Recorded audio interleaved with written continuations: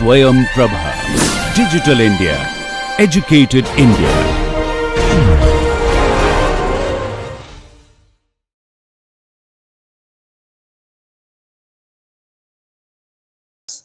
Start our lecture today. So remember, in the last class, what did we do? We considered two representation of a single degree of freedom system. The first representation was a frame representation in which I assume the mass to be concentrated at the roof level. Okay, and then I said the damping, I'm going to represent it through this damper here. All right.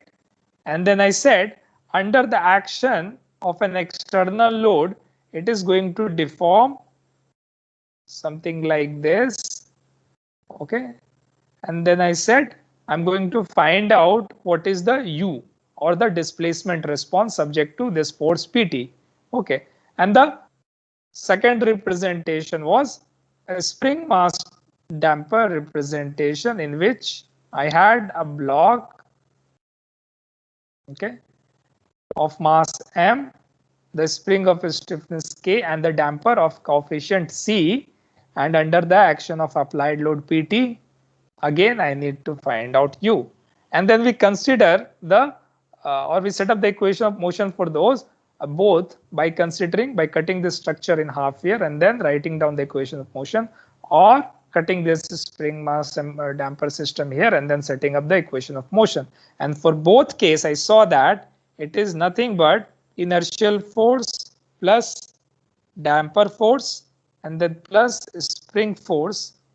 Okay, the sum of these forces were coming out to be equal to the applied force. Okay, and I said that if we are considering linear system, then your force in the spring can be represented as K, or the stiffness times the displacement, and the force in the damper can be represented as C times the velocity U naught.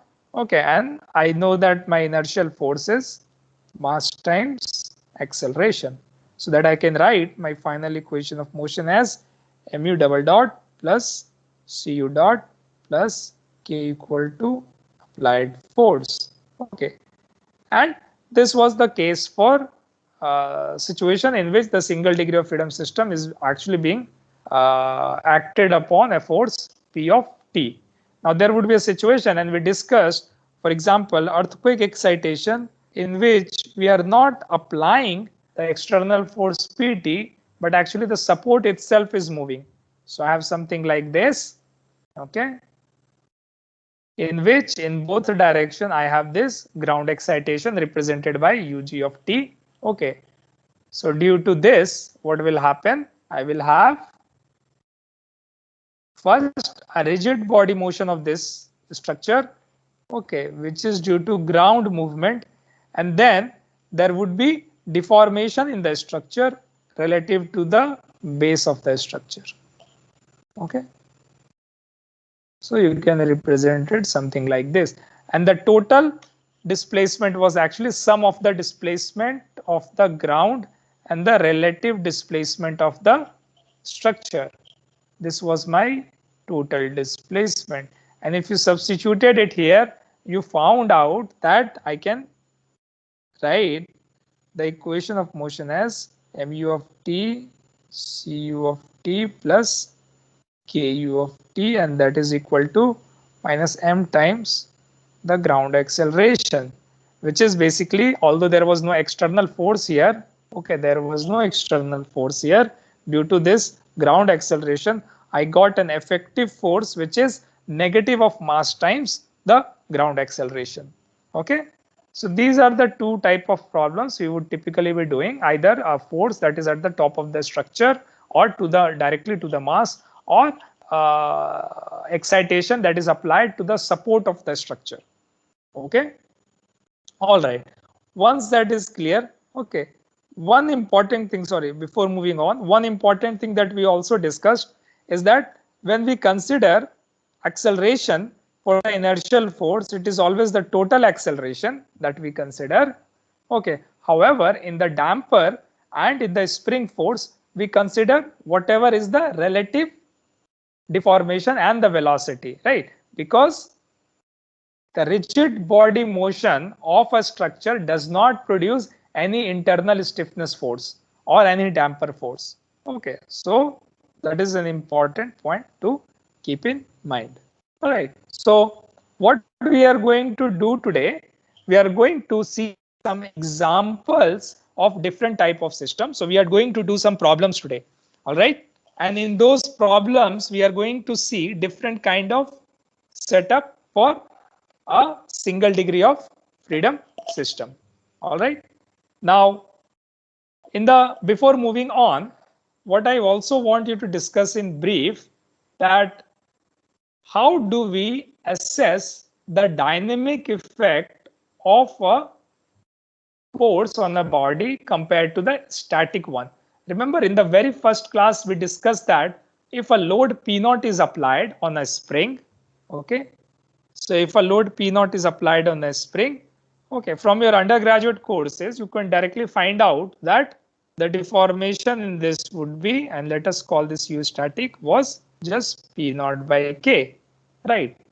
But we said that at no point of time you were told that what was the time variation of the load P. Okay, you was just said that a static load P naught is applied, but in dynamics, everything is considered in terms of time variation. Okay, so now if I say to you that I have a step force which is applied P naught, so this is a suddenly applied step force. Okay, so that time variation is represented like this. What would be my displacement subject to this step force? So if I consider an undamped system, okay, so if I consider an undamped system, so that C is equal to 0. Okay, this is my equation of motion that I get equal to P of T. And remember, my P of T is nothing but a constant P naught. Okay, for all time T greater than equal to 0. So the equation that I need to solve is this differential equation. Okay, and I hope you remember how to solve a second order differential equation, because that is something that you need to do throughout this course. Okay, so the equation of motion that I have is a second order differential equation. Okay, so what I'm going to do, because we are going to do it so many times, I'm just going to quickly go through the steps involved in solving this second order differential equation that we have for equation of motion. So I have mu double dot plus cu. Of course, C damping might be there or might not be there. I'm not going to consider it. Okay, in this case particularly. Okay, and let us say this is equal to P. Okay, this is a second order differential equation. Okay, the general solution would have two unknowns. And how do we get these two unknowns? Remember that this is a problem with time variation of U. So this is temporal variation of the response, which is the displacement here. I would need two additional conditions to find out the specific solution to this problem, and that I get from the initial conditions. Okay, initial conditions mean before the application of the load or at the time t equal to 0. Okay, what was the displacement and what was the velocity? Okay, at time t equal to 0. And once I have that information, I should be able to solve this second order differential equation. Okay, so the way I solve the second order differential equation is I represent the solution as a sum of particular solution and a complementary solution, which is also called homogeneous solution. Now, particular solution is any solution. Okay, so if you can find any solution that satisfies your equation of motion or the your differential equation, you can use that as a particular solution. For example, in this case, can I say if I take up of t equal to p naught by k, right? It would satisfy this equation here, because double differential of this up by t is equal to 0. Okay, so the first term would become 0, and then k times p naught by k simply becomes p naught. Okay, so it is p naught by p naught. So it is one of the solution that is going to actually satisfy this equation. So I'm consider this as a particular solution. Okay. Then there is something called complementary solution. Okay, which is also called a homogeneous solution. So let me write it. This is a particular solution. Okay. Complementary solution is solution of the same differential equation except the right hand term or the p of t is equal to 0. So it is solution to this equation here. Okay.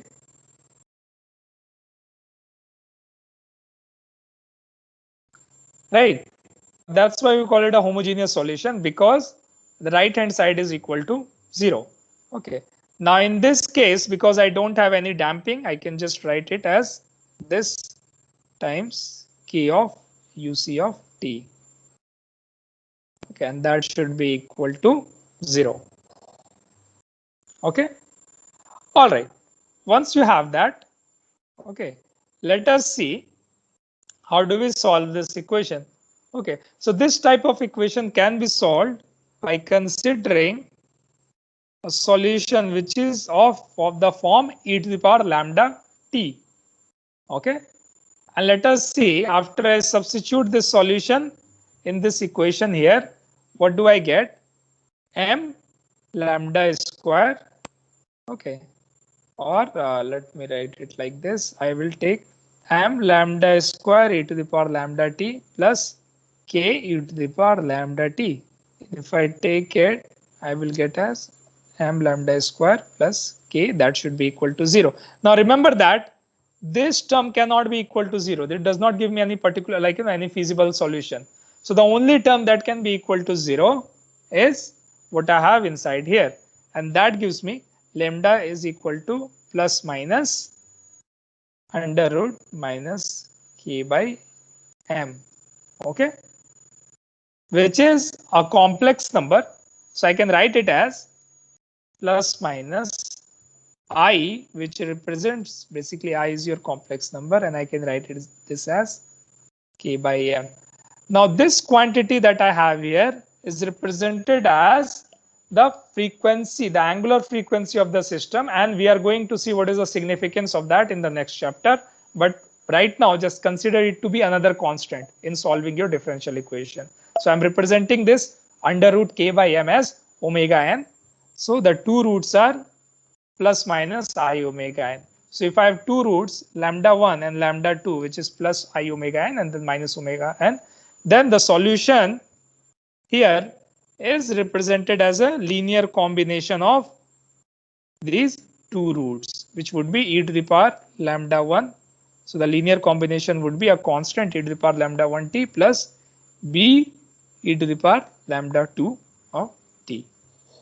Okay, and then if you substitute it here, you will get I omega n t plus b e to the power minus I omega n t. Okay, and if you remember from your study of complex number, e to the power x is what?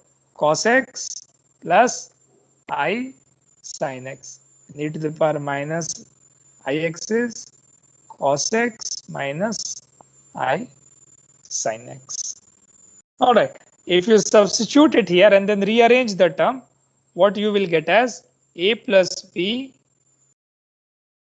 cos omega n t plus I times a minus b sin omega n t. And I can represent these as another constant whose values need to be found out. Okay, so I can represent this as cos omega n t plus d sin omega n t. Okay, so I found out the solution to this complementary part as well. Okay, so the total solution I can write u of t as particular solution plus complementary solution. Okay, and I can write this as p naught by k plus c cos omega n t plus d sin omega n t. So this is the total solution of this differential equation. What was our differential equation? mu double dot plus ku is equal to P naught. Okay, now only thing is that this is the general solution. I need to find out the values of these constants C and D, and for that I need to utilize the initial conditions. Okay, and if I assume my initial conditions to be 0, so that I'm assuming that initially the structure was at rest and it did not have any velocity. Okay, then I can substitute these here to find out the values of constant C and D. So if I substitute it, first let me find out the u dot t, because I need that for substituting the second condition.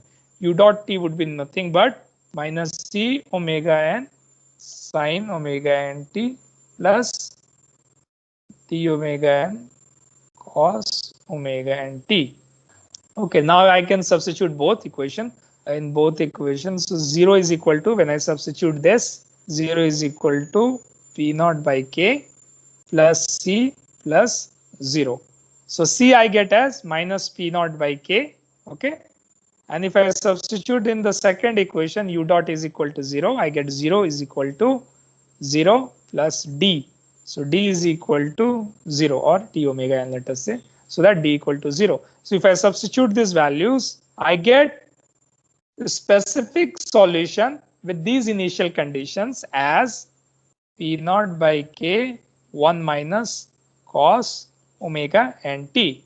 Now remember, my static solution, if I had said to you a load P naught is applied, you would have found the static deformation as P naught by K. Okay.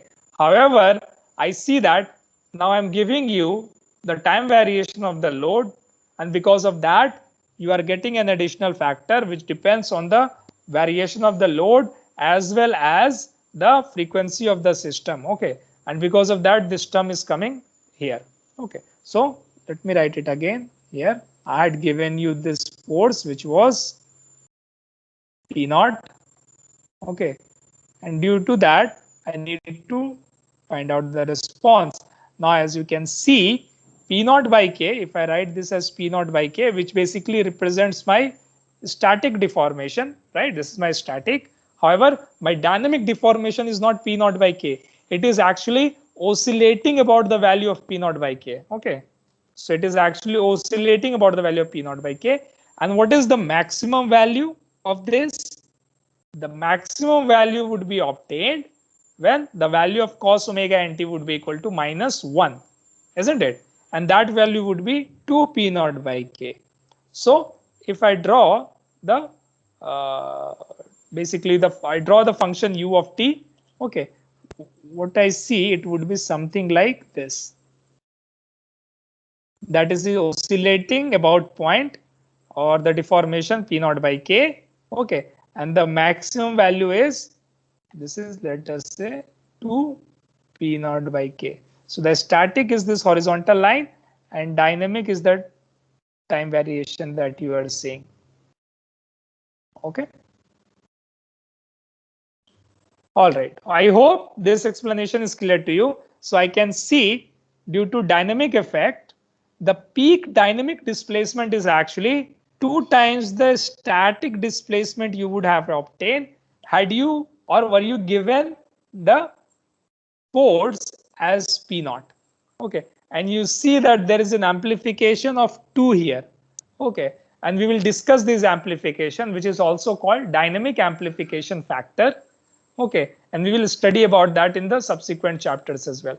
So this problem was just to demonstrate you the effect of the dynamic behavior of a structure under an action of a load. Okay, and this was one of the questions that I posed to you, that if the deflection of a simple beam, okay, and I applied a load P naught, if it was PL cube by 48 EI, okay, would it still be same if I said to you the load P naught is not being applied statically, or if I give you the time variation, would this still be the same?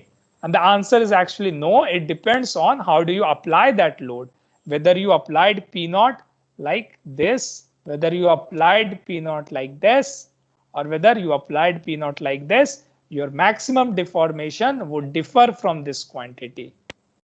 Okay, so let me take a pause here and then let us get into developing the equation of motion. Let us develop some equation of motion for different systems. Okay, and we'll do some examples today. You can consider to be like first tutorial of this chapter that we have done. All you need to do is for either a small angular deformation, okay, or a small translation, let us say u or theta. You need to set up the equation of motion and write down the final equation of motion. Okay, so let me take the first example. Okay, I hope you have your copy and pen in front of you. Okay, and this is not like the first kind. I hope you are taking notes because that would be very crucial. In future, I would assess your knowledge on whatever we discuss in the class. Okay, the small things that we mention, the concepts that we discuss, and the examples that we go through.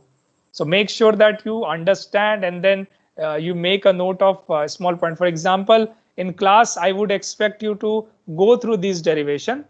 Okay, so that you can do it yourself. Okay, because maybe it seems easy to you. What will happen? This derivation of finding out solution to differential equation, there are two ways to do things. One is to mug up everything, remember everything. That actually does not help you. Okay, if you forget something, because there are so many equations later. If you know how to derive it and if you get confused, then you can do it and solve all these things by yourself and you don't need to remember anything.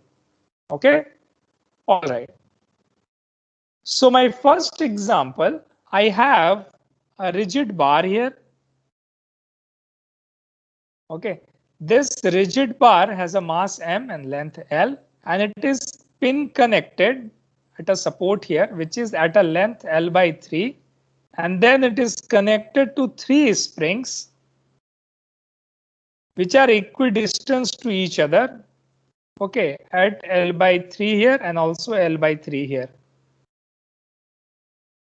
Okay. And the stiffness constant of all these springs are K. All right. What I need you to do, set up the equation of motion in terms of the degree of freedom, theta, for a small angular deflection, theta, about this support here. What would be the final equation of motion for this system here? All right. So I'll give you 5 minutes, okay, to attempt this problem, and then we are going to discuss the solution of this problem.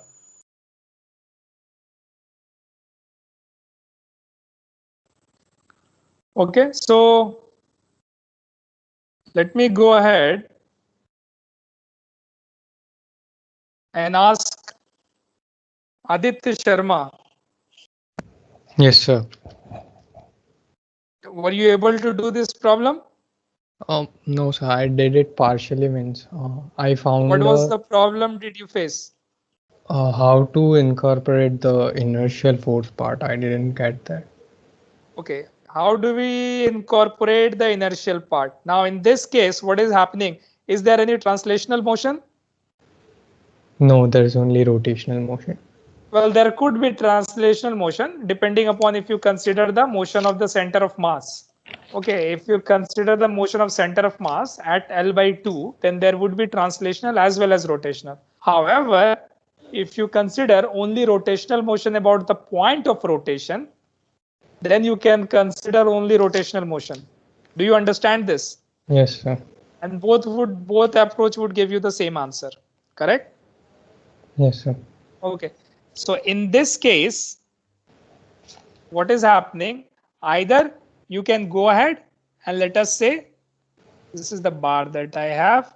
Either I can consider rotation about this point, which is a pure rotation, or I can consider translation of the center of mass and the rotation. It is up to you. And I can show you that both of these approaches would result in the same answer. It won't be different. Okay. But it's just like, most of the time it is easier to consider the rotation about the point of fixity. Like for the pendulum, we considered the point about it was rotating. Okay, similarly in this problem, we are going to consider that. Now, what happens when I rotate this by theta?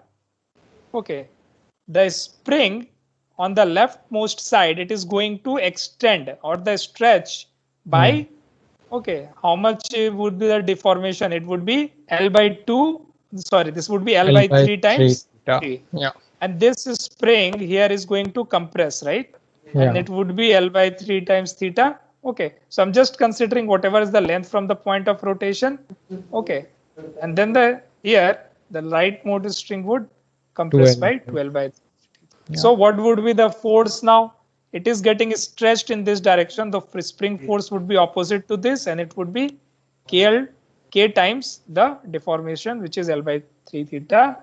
Here it would be, it is getting compressed, so it would be opposite to the direction of the compression, and it would be k L by 3 times theta. And similarly, for this case, it would be k 2L by 3 times theta. And because it is I'm assuming it to be rotating in clockwise, I can apply a pseudo or inertial moment which is opposite to the direction of rotation. Okay, which would be the moment of inertia about this point. Let us consider this point as O. Okay, times theta double dot. Okay, so if I consider the total moment about this point of rotation to be equal to 0, what would I get? I would need to consider this inertial moment that I have.